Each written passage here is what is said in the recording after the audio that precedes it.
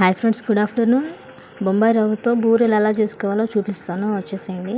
ఉప్మా అంటే బొంబాయి రవ్వతో కొంతమందికి ఇష్టం ఉండదు. ఇవైతే చాలా బాగుంటాయి. ఒకసారి అయితే ట్రై చేయండి. చాలా అంటే చాలా సింపుల్, ఒక 10 నిమిషాల్లో అయిపోతుంది. ఇప్పుడు ఎలా చేయాలో చూద్దాం. ముందుగా ఒక కప్పు, నేనైతే ఈ కప్పుతో 2 కప్స్ బొంబాయి రవ్వ తీసుకున్నాను. బొంబాయి రవ్వ తీసుకొని ఒక కప్పు మిల్క్ పోసి ఒక 10 నిమిషాలు నానబెట్టాను. ఇది మిల్క్ పోసి నానబెట్టిన బొంబాయి రవ్వ.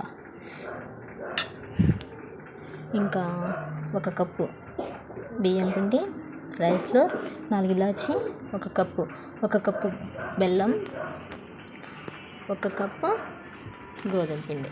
నేనైతే ఆశీర్వాద్ మల్టీగ్రెయిన్ గోధుమ పిండి అయితే వాడతాము. ఇది ఒక కప్పు తీసుకోవాలి. 1 కప్పు గోధుమ పిండి చూసారు కదా.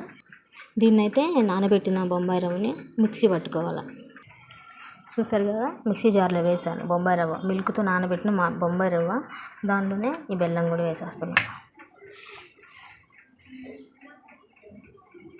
బెల్లం అండ్ ఇలాచి, చూసారు కదా, ఇలాచి మిక్సీ పట్టి మళ్ళీ వస్తాను.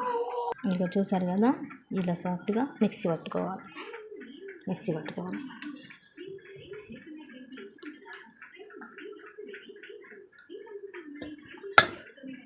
తర్వాత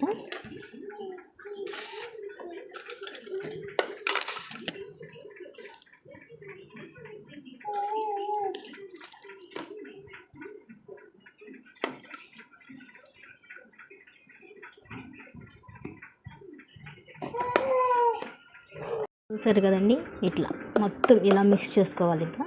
ఇట్లా మిక్స్ చేసుకొని ఒక 5 నిమిషాలు అట్లా పక్కన పెట్టేసుకొని, ఇంకా చిన్న గరిటె తీసుకొని ఆయిల్ బాగా హీట్ ఎక్కిన తర్వాత చిన్న చిన్న బూరెలాగా ఆయిల్లో వేసుకోవటం అండి. అంత సింపుల్, అంత 10 నిమిషాల్లో అయిపోతుంది. వచ్చేయండి, చూపిస్తాను. ఒక ప్యాన్ తీసుకొని దానిలో ఆయిల్ పోసుకొని ఫస్ట్ ఆయిల్ వేడెక్కిందా లేదో చూసుకోవటానికి కొంచెం వేసి చూడాలా. ఆయిల్ అయితే పర్ఫెక్ట్గా వేడెక్కింది. ఇప్పుడు బూరెలు ఎలా వేయాలో చూపిస్తాను.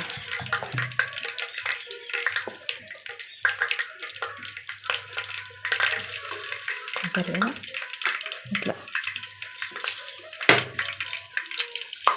చిన్నవి ఇట్లా బూరెలు వేసుకోవాలి.